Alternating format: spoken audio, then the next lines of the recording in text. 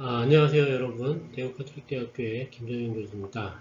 오늘은 지난 시간에 그 사고기록장치와 자율주행 자동차 주행기록장치의 두 번째 파트인 자율주행 자동차 주행기록장치, 즉 DSSAD라고 하는 것에 대해서 여러분들하고 같이 살펴보도록 하겠습니다.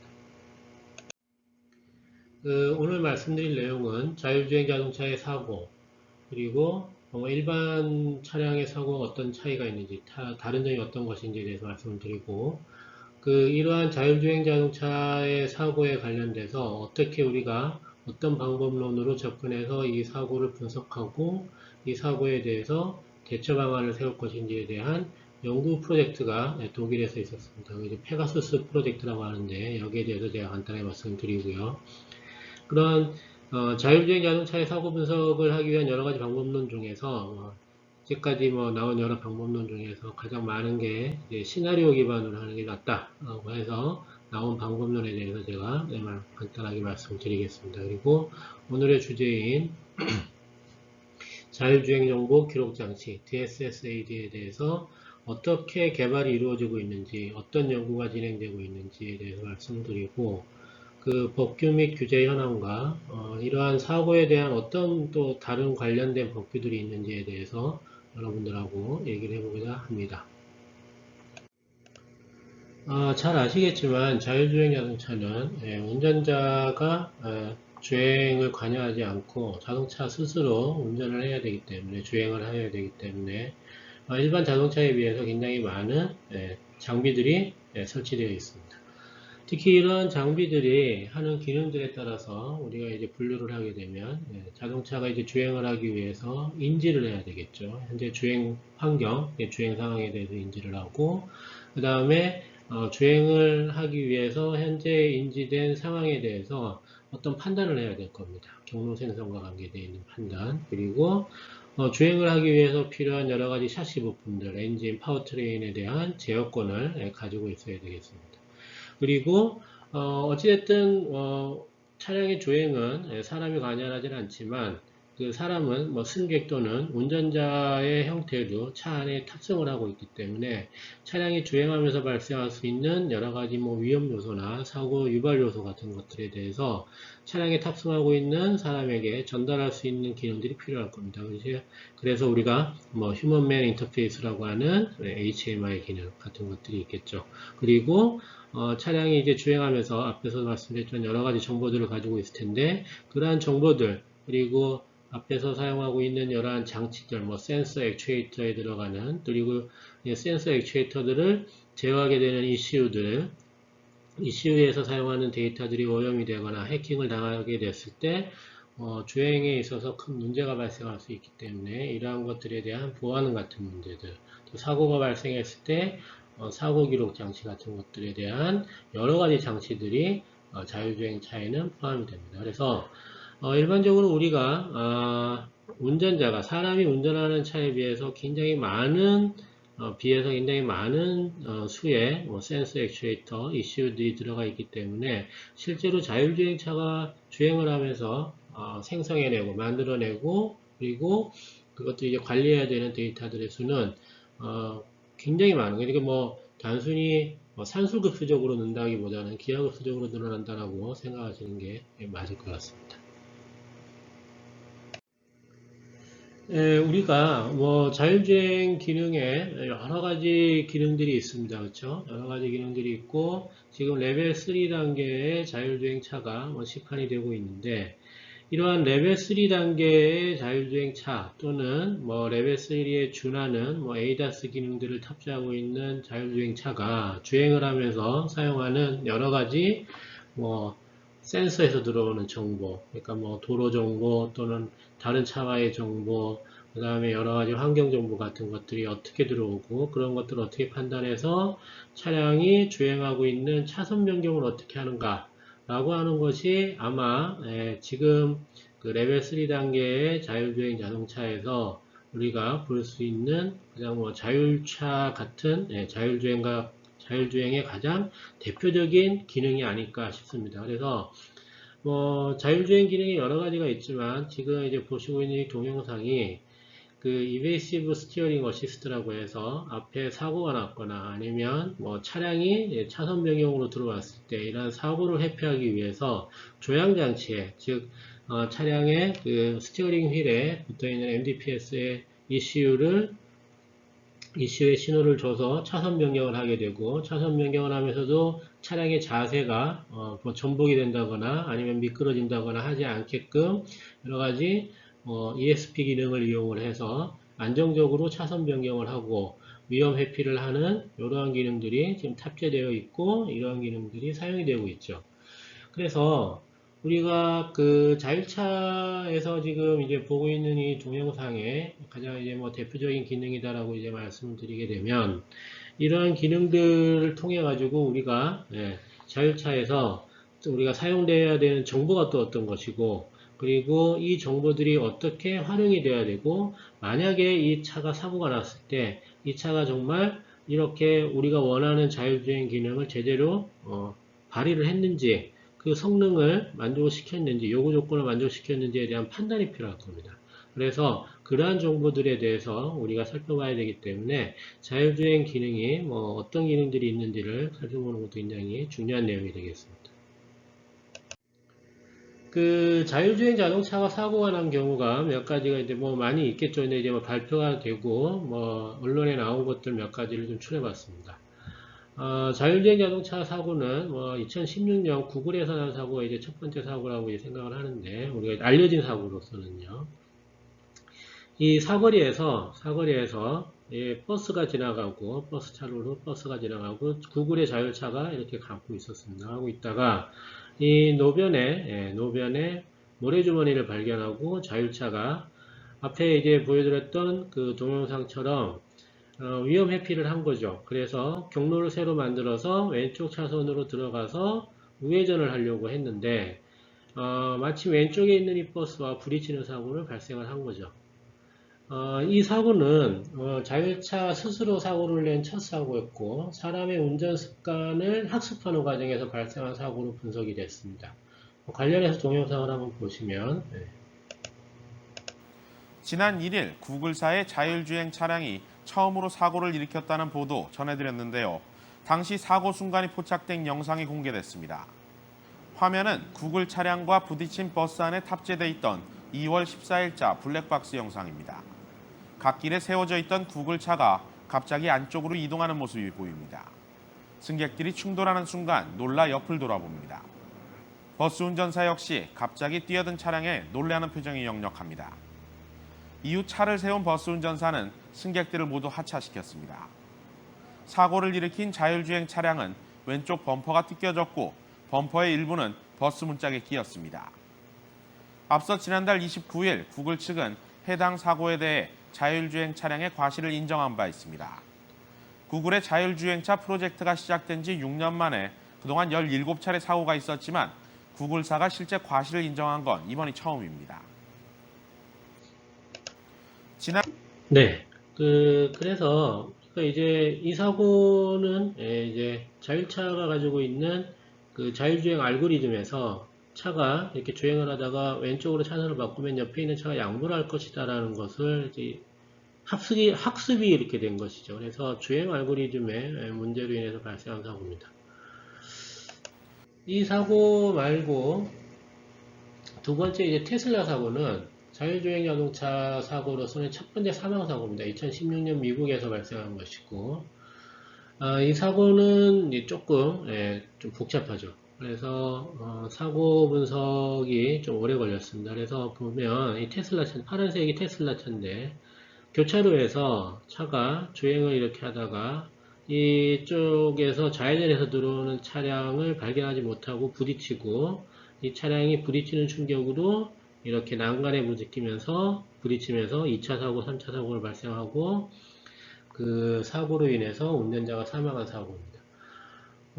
이 사고는 사람이 죽었기 때문에 사고 분석이 굉장히 좀 조심스럽게 그리고 신중하게 이루어졌고, 2017년 미국 그 도로교통부에서는 자율주행 시스템의 경고를 무시했다, 운전자가. 그래서 운전자 과실로 사고 원인을 처리를 했습니다. 그래서 그 이후에 NTSB에서 테슬라 모델의 운전자 간의 사고다라고 하게 된 거죠. 그래서 지금 이제 제가 보여드리는 내용은 자율차가 사고가 났을 때 사고의 책임이 이제 어디에 있느냐라는 것이죠. 아까 앞에서 구글의 차는 차에 있었던 거고, 이번에는 지금 뭐 완전 자율주행차가 아니기 때문에 운전자가 운전권을 이양받으라는 경고가 자율차에서 줬지만 자율차에서 준 경고를 운전자가 받아들이지 않았기 때문에 사고의 책임은 운전자가 있다라는 것입니다. 이 세 번째 사고는 볼보의 사고입니다. 볼보 차량인데 2018년에 발생한 사고입니다. 자율주행 모드로 주행을 하고 있었는데 운전자가 전방을 주시하지 않았죠. 그래서 실제로는 운전자가 전방을 보고 있었어야 되는데 보질 않았습니다. 자, 그런데 이렇게 주행을 하고 있었는데 이제 숲에서 보행자가 이제 튀어나왔습니다. 보행자가 튀어나오고 여기서 이제 발견이 됐지만 이미 이제 쳤죠. 사람을 쳐서 사람이 죽었습니다. 이 경우에 이제 사고의 책임이 어디에 있느냐라는 것입니다. 이 경우에 사고의 책임이 어디에 있느냐라고 했는데 결론은 어떻게 났냐면 탑승자가 인지 못하는 돌발 상황에 대해서 자율주행 자동차 결론은 어떻게 됐냐면 경찰의 결론은 어둠 속에서 보행자가 갑자기 차도로 나오는 상황이기 때문에 이거는 자율차가 아니더라도 충돌을 피하기가 어려웠을 것이다 라고 얘기를 하는 것이죠. 자, 그러면 이 사고의 책임은 그러면 자율차가 가지고 있느냐 아니면 운전자가 가지고 있느냐, 여기에 대해서 많은 얘기들이 있었는데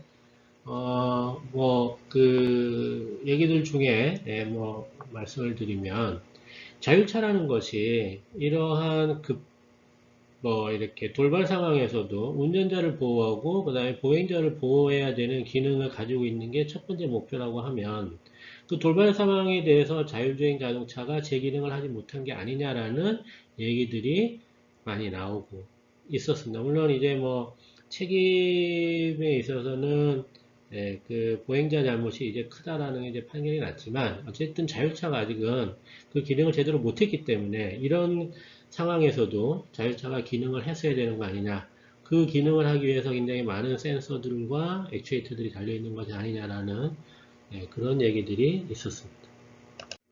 우리나라에서는 지금 나와 있는 사고는 그러니까 통계적으로 잡혀 있는 사고들은 그렇게 많이 나와 있지는 않지만 그래도 사고는 좀 있었죠. 첫 번째 사고는 2020년에 넥소 자율주행 테스트 차량이 추돌하는 사고였습니다.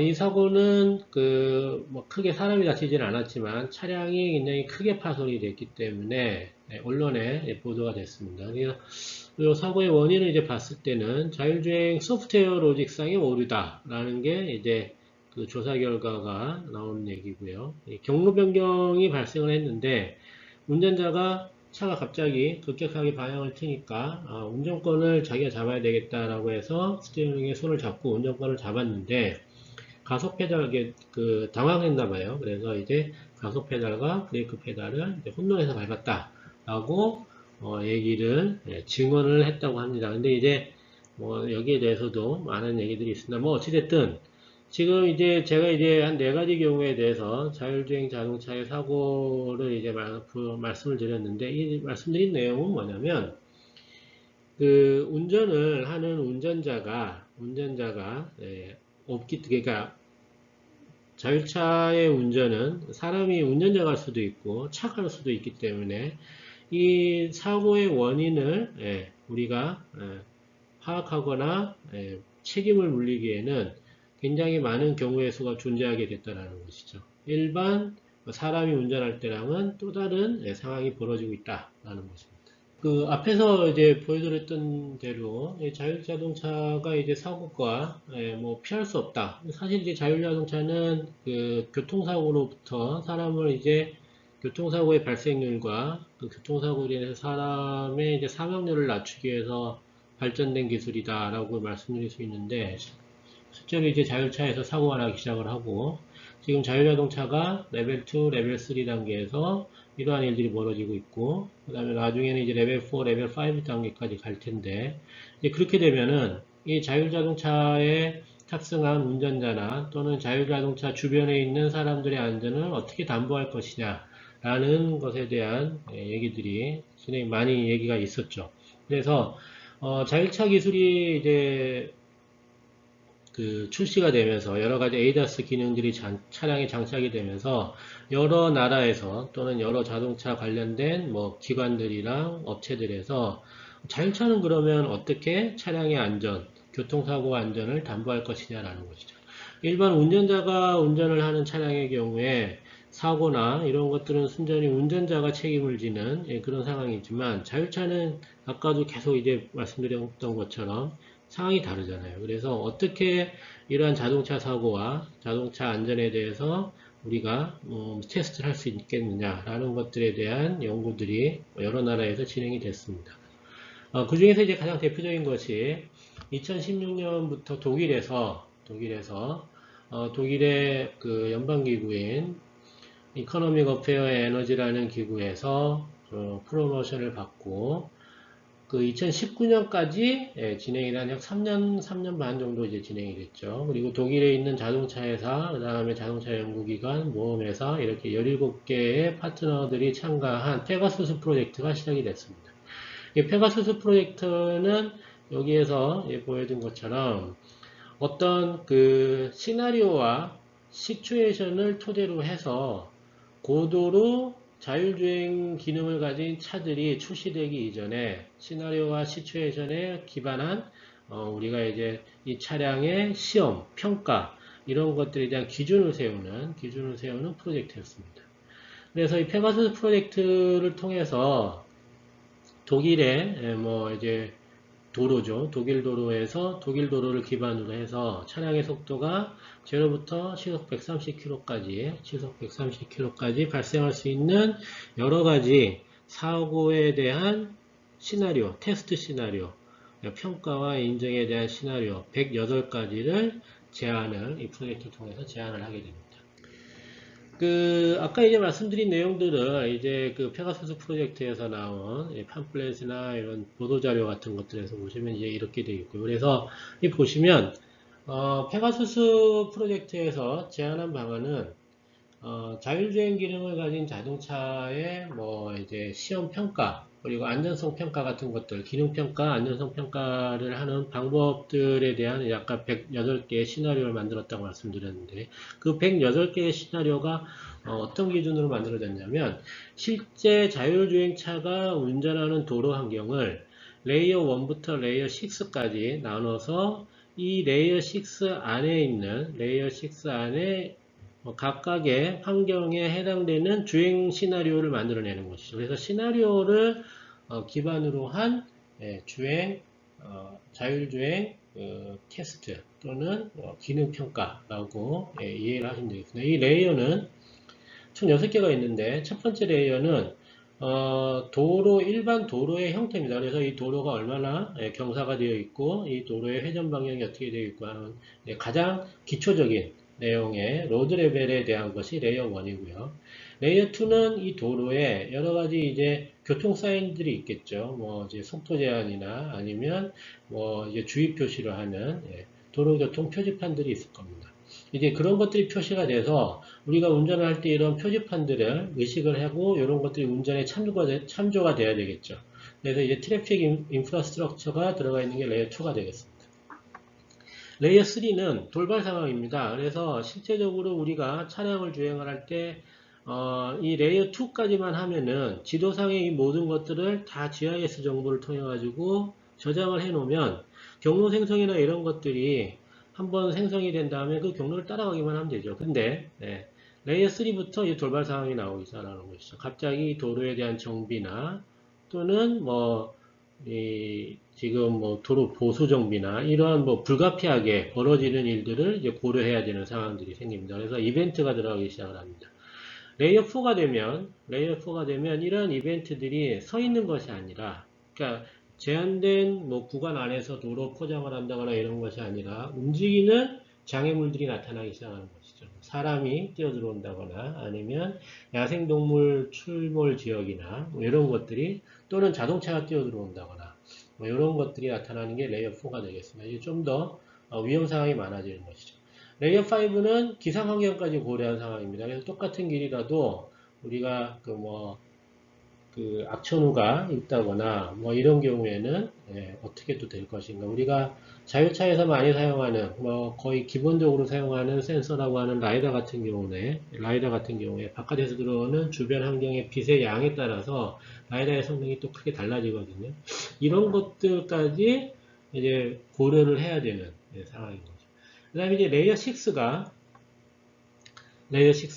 이제 우리가 이제 차량과 차대차 통신, 즉 진정한 자율주행이라고 하는 스마트 시티가 가지고 있는 인프라스트럭처에서 들어오는 정보를 활용하는 이런 경우가 되겠습니다. 그래서 이 레이어 6에서부터는 차대차 통신과 차와 주변 인프라, 교통관제 시스템에서 제공하는 인프라에서 들어오는 정보들이 섞여서 들어오는데, 이러한 정보들을 활용해서 주행 경로를 만들어내거나 현재 주행할 때 참고 자료로 사용하게 될 때 이러한 데이터들이 오염이 되거나 이 데이터들이 잘못된 정보를 알려줬을 때 또는 이 데이터들이 급격한 변화를 보여줬을 때 어떻게 이 자율주행 기능이 반응을 할 것인가 라는 것들까지 고려할 수 있게끔 이렇게 해서 한 6개 정도의 레이어를 지정을 하고 이 6개 레이어에 대해서 자율주행차가 주행하면서 발생할 수 있는 일을 시나리오를 만들어내는 거죠. 즉 유즈 케이스들을 만들어냅니다.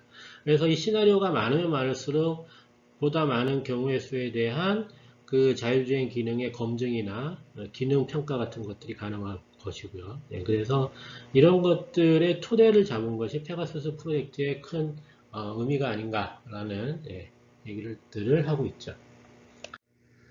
아까 이제 말씀드린 이제 페가수스 프로젝트에서 나온 이러한 것들로 어떻게 이제 실제로 제가 이제 뭐 설명은 드렸지만 사고 분석을 어떻게 하는지 시나리오 기반의 자율주행 자동차의 사고 분석은 어떻게 이루어지는지 한번 예시를 그냥 간단하게 한번 보겠습니다. 지금 이거 같은 경우에는 이제 파란색으로 되어 있는 게 이제 제 차죠. 그래서 우리가 이제 에고라 그러는데 에고카라 그러는데 제 차가 이렇게 주행을 하고 있습니다. 주행을 하고 있는데 옆 차선에 차가 나타나서 이 차가 우리 차선으로 들어올 거다라는 것이죠.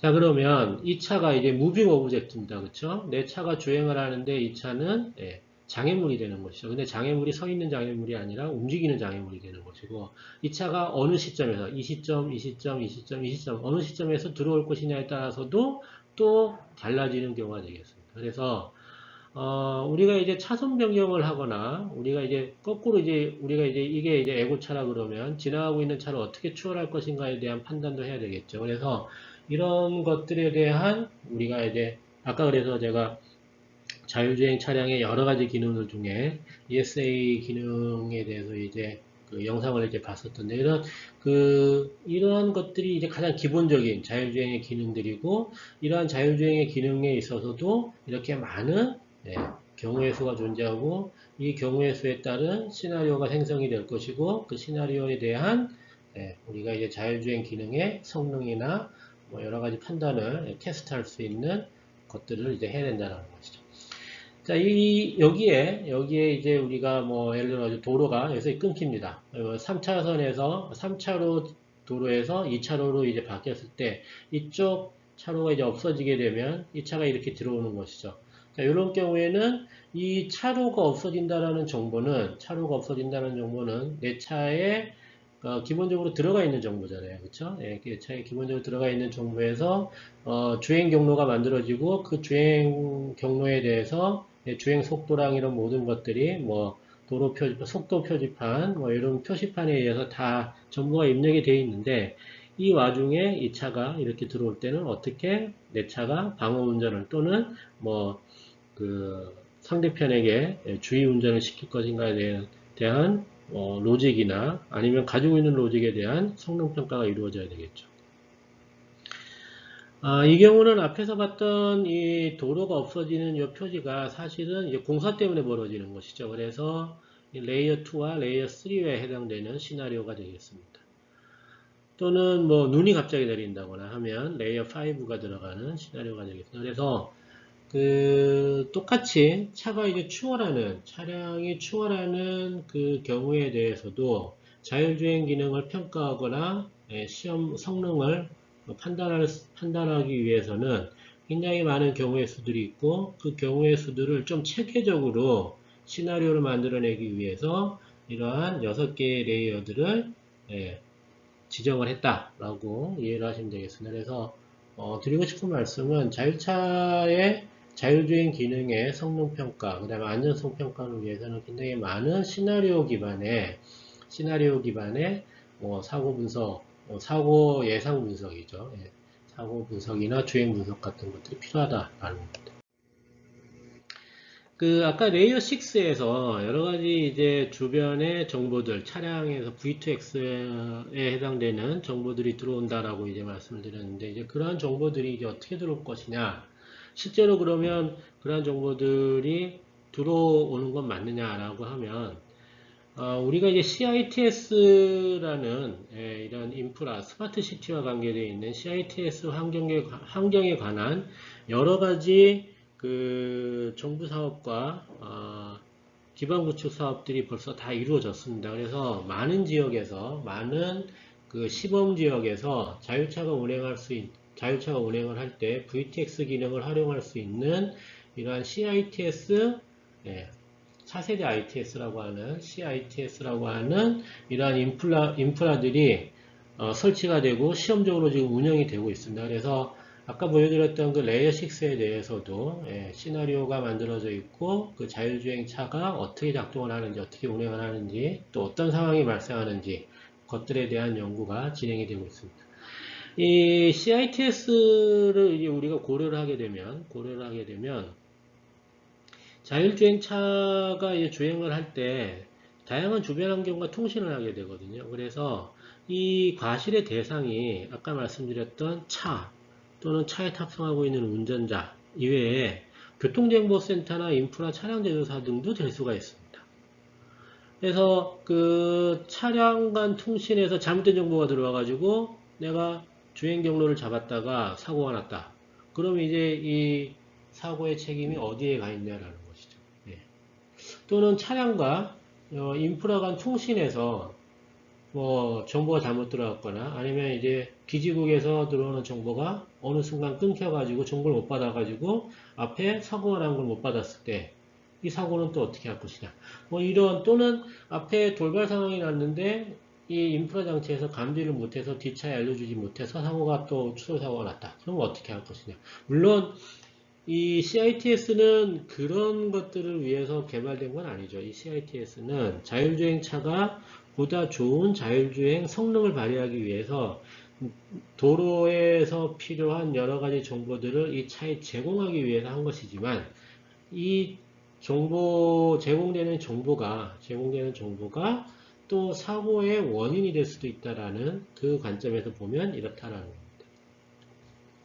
오른쪽에 보이는 이거는 아까 말씀드린 그런 ITS 인프라들이 설치되어 있는 여러 시범 도시들이 있다고 말씀드렸는데 이거는 대구의 수성 알파시티에 지금 설치되어 있는 CITS 인프라입니다. 그래서 보면 돌발 상황 검지기, 번호판 인식기에서 여러 가지 인프라들이 설치가 되고 있고 이 안에서 자율주행 차들이 주행을 하면서 이러한 인프라들과 어떤 정보를 주고받고 그리고 어떠한 정보들이 유용하고 어떠한 정보들은 그닥 필요 없는 정보들인가 이런 것들에 대한 실증과 관계되어 있는 연구가 지금 많은 도시에서 이루어지고 있죠. K시티, 스마트, 수성 알파시티, 그 다음에 대구에도 2군데가 있고, 지금 각 도시별로, 지자체별로 관련된 실증 사업이 진행이 되고 있습니다.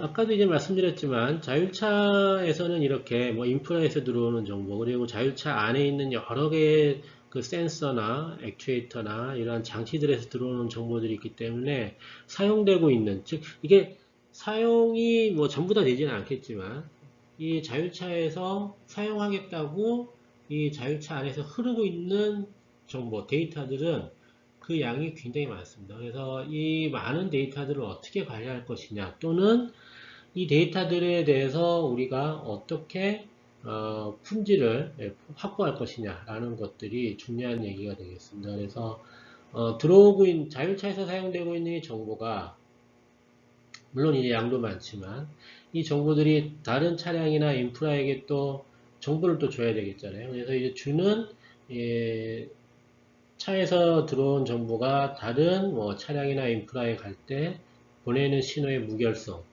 그리고 이것들이 인프라에 저장이 됐을 때 실시간으로 대용량 데이터가 저장이 돼야 되기 때문에 데이터 관리하는 방법, 그 다음에 이 데이터 센터에 들어온 데이터들이 결국에는 이제 가공을 해서 어떤 교통 정보를 만들어내야 되겠죠. 만들어낼 때 들어오는 데이터가 오염이 되어 있거나 위조가 되어 있거나 변조가 되어 있을 때는 굉장히 그 위험한 교통 정보, 그러니까 거짓의 위험한 교통 정보를 만들어낼 수 있기 때문에 데이터 위변조 검사가 또 필요합니다. 그래서 뭐 이러한 여러 가지에 대한 것들이 일반 자율차가 아닌 일반 차량에 비해서 자율차가 되면서 우리가 고려해야 될 부분들이 되는 것이죠. 그래서 나온 게 자율주행차에는 자동차의 주행 정보를 주행하는 주행 정보를 기록하는 장치가 별도로 달려야 되겠다라는 것이 국내외에서 논의가 되기 시작을 했습니다. 그래서 나온 게 이제 DSS-AD라고 하는 그 자율주행차의 데이터 저장 시스템인데, 그래서 이제 우리나라에서는 이거를 이제 자율주행 정보기록 장치라고 이름을 붙여서 사용을 합니다. 그래서 이 자율주행 정보기록 장치는 차에서 사용되거나 만들어진 정보가 그 기지국을 통해 가지고 데이터 센터 또는 이제 도로교통정보센터로 이제 가는 그 데이터 이외에 차에서 저장이 되는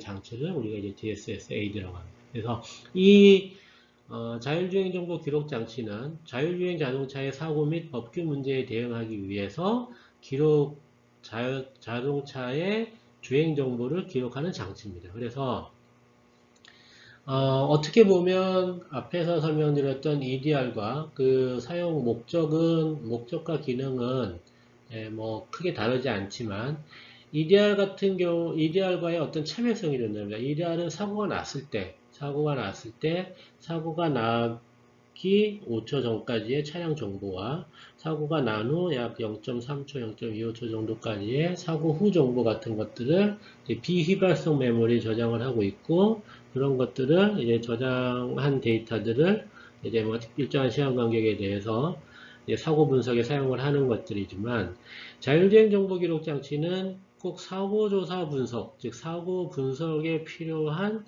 정보만 들어가는 것이 아니라, 그리고 그 정보가 그 굉장히 많은 센서와 이슈들을 달고 있고, 그 다음에 사고 책임에 대해서 운전자인지 차량인지 뭐 이런 판단해야 될 부분이 굉장히 많기 때문에 EDR과는 기능적으로 또는 성능적으로 차별성을 가져야 되겠죠. 그래서 그 부분들, 그 다음에 정의를 명확히 해야 되고, 수집 데이터 항목, 메모리 용량, 데이터 전원 같은 것들이 EDR하고는 좀 많이 달라져야 될 필요가 있습니다. 그래서 2020년 12월부터 자동차 및 자동차 부품의 성능과 기준에 관한 규칙 일부 개정령을 시행을 해서 자율주행 정보 기록 장치 성능 기준과 최소 기록 데이터에 대해서 정의를 했습니다.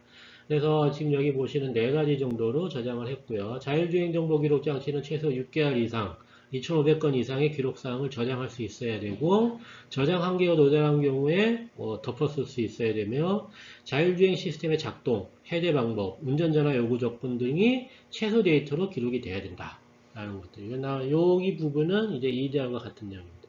지금 이것은 아직 확정이 된 것도 아니고요. 이런 것들이 이러한 기능들을 가지는 자율주행 정보 기록 장치가 필요할 것이다. 그래서 성능은 만약에 이제 달게 되면 성능의 기준에 대해서 정의를 한 것이고, 이것에 대해서는 지금 아직 DSS-AD 하드웨어와 그 다음에 DSS-AD 소프트웨어가 완성이 되지 않았고, 그리고 뭐 우리나라뿐만 아니라 전 세계가 지금 다 완성이 되어 있는 건 표준은 없습니다. 그래서 지금 국외에서는 UNEC에서 WP29, 워크그룹 29에서 EDR, DSS, AD, IWG에서 자율주행 기록장치에 관한 표준화 논의를 진행을 하고 있고, 우리나라도 이에 맞추어서 표준화 논의를 진행을 하고 있는 겁니다. 그래서 이 표준화가 진행이 되고 나면 이것이 이제 자동차 관리법이나 이렇게 해서 상위법으로 해서 법제화가 되는 것이죠. 아직까지는 그 법으로 규정되거나 이런 거는 없지만 지금 그렇게 하기 위해서 여러 가지 일들이 진행이 되고 있고 거기에 대해서 좀 말씀을 드리겠습니다. 이러한 자율주행 정보 기록 장치의 이제 데이터는 이제 어떻게 우리가 모델링을 해서 효율적으로 저장을 하고 이것이 또 어떻게 사고 분석으로 이루어지냐면 자율주행 차에서 주행이 되는 주행 기록은 데이터셋이 수집이 되고 이러한 것들이 이러한 여러 가지 데이터베이스와 데이터 처리 기법을 통해 가지고 이렇게 분류가 되고 저장이 되고 그 DB화가 될 것입니다. 그리고 이런 DB화된 이러한 데이터들, 그리고 로 데이터들이 통계적인 방법을 통해 가지고 실제 교통사고에서 상해 지수와 어떤 연관을 가지고 있으며, 교통사고와의 관계에서 차량의 손해나 차량의 파손 정도, 사람의 상해 정도를 가지고 보험이나 또는 여러 가지 사회보장 제도나 이런 것들의 개발에도 활용이 될 수가 있겠죠. 그래서 그러한 것들에 활용이 되기 위해서는 또 필요한 데이터, 필수적인 데이터들. 그러니까 그 자율주행을 하면서 기록이 되는 여러 가지 데이터들이 기술적인 부분 또는 사회적인 측면에서 필요한 데이터.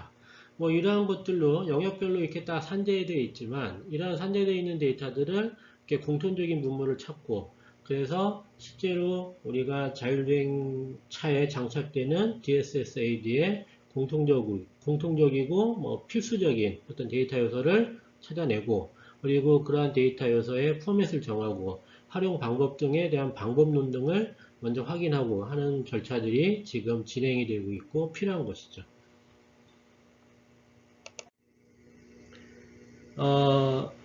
앞에서도 그 자율차가 가지고 있는 여러 가지 이제 빅데이터들의 보안이나 이런 얘기들을 말씀을 드렸는데 실제로 우리가 이제 그 DSS AD에서도 필요한 그 보안과 관계되어 있는 그 가장 그 기본적인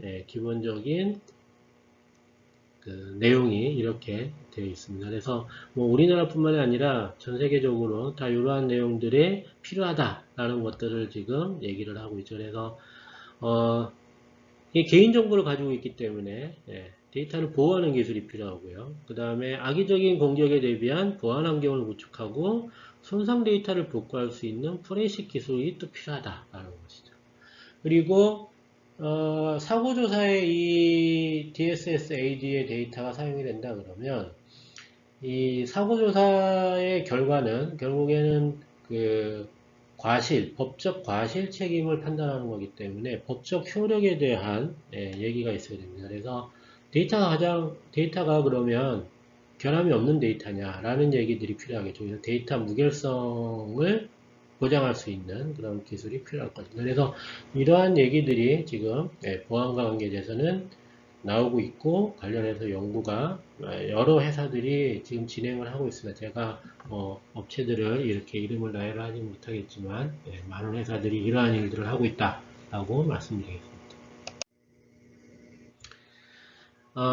DSS-AD와 관계돼서는 지금 우리나라에서도 표준화와 관계된 일들이 진행이 되고 있지만 국제적으로는 UN에서 UNEC라는 이 기구에서 자율주행 전문가 그룹이라는 워크그룹을 만들고 거기에 DSS-AD라는 분과를 만들어서 표준화 관련 논의를 진행하고 있습니다. 아직도 진행 중이고요. 표준화가 확정된 것은 아닙니다. 주요 논의 항목은 아까 말씀드린 대로 EDR과의 차별성, 사고에 대한 정의, 데이터 항목, 메모리 용량, 저장 전원 확보 같이 기본적으로 DSS-AD가 장착이 되기 위해서 필요한 기술 표준에 대해서 정의를 하는 것이죠.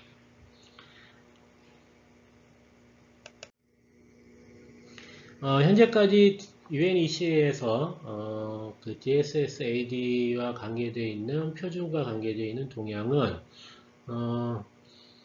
자율주행 기능을 이제 포함을 해야 되는데 그냥 가장 대표적인 자율주행 기능으로 ALKS 시스템, ALKS를 가지고 진행을 하고 있습니다. 이게 이제 차선 유지 시스템이죠. 그래서 차선 유지 시스템을 가장 기본적인 자율주행 기능으로 보고 거기에서 필요한 자율주행의 여러 가지 그 기능의 판단 요소들, 데이터들을 정의를 하고 그 정의들을 이렇게 체계화하고 있는 작업을 시작을 하고 있고 이게 점점 확대가 될 겁니다. 그 2021년 12월까지 벌써 15차 회가 진행이 되었고요.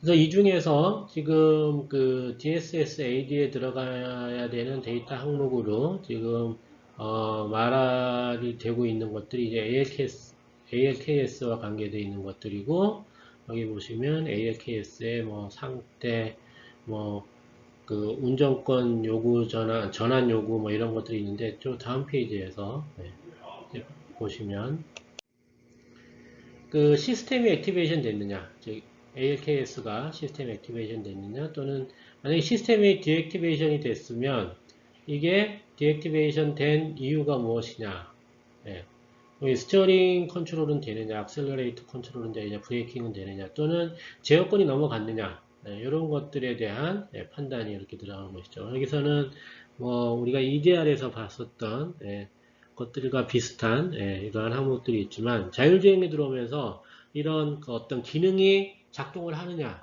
아니면 기능이 꺼졌느냐, 꺼졌으면 왜 꺼졌느냐, 뭐 제어권이 이양이 됐느냐 안 됐느냐 이런 얘기들이 이제 항목들이 이제 들어가야 된다라고 규정이 지금 되고 있습니다. 국내는 앞에서 지금 UNEC의 규정을 UNEC 규제안을 따라서 관련 지침이 시행되고 있는 상황이고요. 그래서 자동차 부품의 성능과 기준에 관한 규칙 제111조의 3 별표 27에 아까 앞에서 봤던 거와 비슷한 형태로 거의 유사한 내용으로 이렇게 항목이 지정이 되어 있습니다. 그래서 이런 것들이 기본적으로 들어가야 된다라고 지금 그 규칙에서 얘기를 하고 있는 것이죠.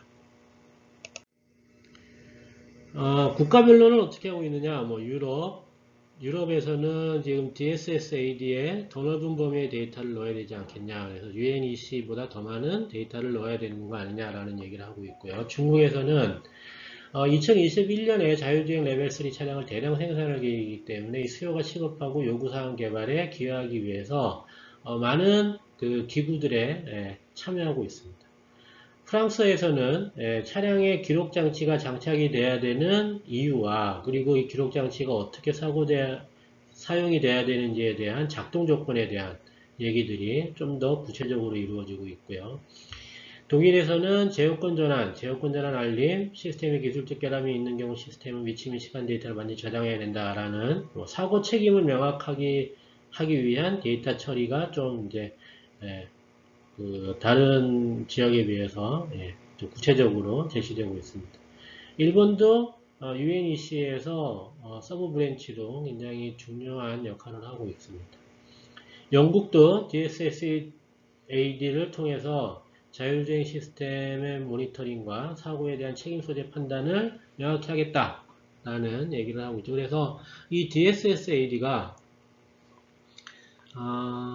앞으로 자율주행 자동차가 얼마나 이제 많은 시장을 확대할 것인지 그리고 얼마나 많은 그 안정성이나 이런 것들을 소비자들에게 보장할 수 있는지에 대한 아마 중요한 바로미터가 되지 않을까라는 생각을 하게 됩니다. 자율주행 자동차 사고에 대한 법규 제정이 있어야 된다라고 우리나라에서 얘기가 됐고 그 사고 기록 장치 앞에서 지난 시간에 말씀드렸던 EDR 관련해서 교통사고에서 EDR을 활용한 사고조사 건수가 증가하고 있고 앞으로 자율주행차가 더 늘어날 텐데 이 자율주행 자동차에서도 교통사고 원인 분석을 위해서 EDR만 가지고는 부족하니까 DSS-AD가 필요하다라는 것이고 그러면 우리가 실제 사고조사를 할 때 이 DSS-AD를 어떻게 활용할 것인가에 대해서 지금 그 아직 DSS-AD가 법규화가 되지 않았기 때문에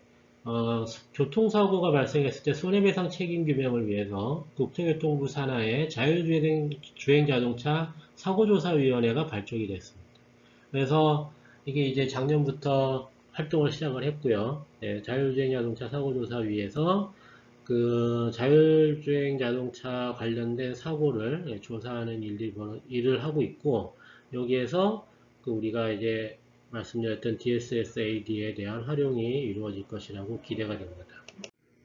우리나라는 이 DSS-AD와 관련해서 범정부적으로 세 개의 산업자원, 총상자원부와 경찰청, 국토교통부가 DSS-AD 관련해서 하드웨어, 소프트웨어, 평가 방법에 관한 자율주행 기술개발 혁신 사업을 진행 중에 있고, 이것이 2026년까지로 제가 알고 있는데, 그렇게 지나고 나면 아마 이제 그때 이제 나오는 여러 가지 이제 표준화과 이제 법규와 법 제정이 이루어지면서 DSS-AD가 여러분들 자율주행차에 장착이 되지 않을까라고 생각을 합니다. 제가 이제 오늘 말씀드릴 내용은 다 말씀을 드렸고요. 결론은 자율주행 자동차는 운전자의 개입 없이 주변 환경을 인식하고 판단하여 자동차를 제어하여 스스로 주행하는 자동차이기 때문에 여러 가지 데이터들을 활용하고 있습니다. 그래서 기존의 일본 차량에서도 사고 기록 장치에서 운행 정보가 기록되고 있지만 자율주행 자동차일 경우에는 그 데이터의 종류와 양이 굉장히 많아질 것이기 때문에 포괄적인 형태의 데이터의 수집 분석 시스템의 개발이 필요하고 이루어지고 있습니다. 그래서 자율주행 자동차가 만약에 사고가 난다 그러면 사고 원인을 분석할 수 있는 여러 가지 데이터 융합 해석 시스템의 개발이 필요할 것이고, 국내에서는 2020년 12월부터 이 자동차 및 자동차 부품의 성능과 기준에 관한 규칙 일부 개정령을 시행함으로써 자율주행 자동차 운행 중 사고 발생 시에 책임 소재를 명확히 할 수 있는 어떤 분석 장치에 대해서 지금 정의를 이제 내린 것이죠.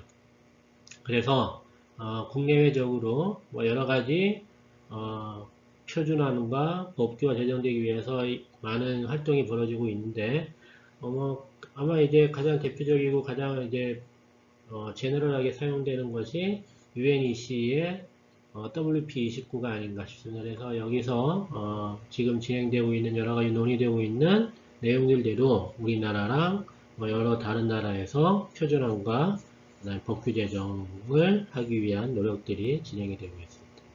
네, 제가 오늘 말씀드릴 내용은 다 말씀드렸고요. 앞에 파트 1하고 연결지어서 말씀드리면 우리가 이제 차량을 운전하면서 사고가 나지 않아야 되겠죠. 사고가 나지 않아야 될 텐데 어쨌든 이제 사고가 나게 되면 그 사고에 대한 원인 분석을 위해서 보다 객관적이고 정확한 데이터들이 필요합니다. 근데 이것들이 이제 자율주행차가 되면서 자율주행차에서 사용하는 데이터들의 종류와 양이 굉장히 많아지기 때문에 일반 차량에서 사용하는 사고 기록 장치, 주행 기록 장치인 EDR의 용량과 성능으로서는 따라갈 수가 없는 것이죠. 그래서 자율주행차를 위한 주행 정보 기록 장치가 이제 별도로 필요한 것이고, 그러한 그 주행 기록 장치에 대해서 여러 가지 성능에 대한 기준, 그리고 활용에 대한 기준, 데이터들에 대해서 어떻게 추출을 하고 거기에 대한 분석할 것인가에 대한 기준, 이런 것들이 지금 우리나라뿐만 아니라 전 세계적으로 논의가 진행이 되고 있고 관련된 표준과 법 규정이 이루어지고 있다라는 것을 말씀드리고, 앞으로 이제 몇 년 후에는 여러분들이 이제 자율주행 차를 사게 되면 그 자율주행 차에는 DSS-AD라는 장치가 장착이 될 것이고, 그러한 장치들은 이러이러한 내용이 포함이 되어 있고 이러이러한 절차를 가지고 개발이 이루어졌다더라 라고 여러분들이 기억을 해주셨으면 고맙겠습니다. 네, 제가 오늘 지난 시간에 이어서까지 말씀드린 내용은 다 말씀드렸습니다. 고맙습니다.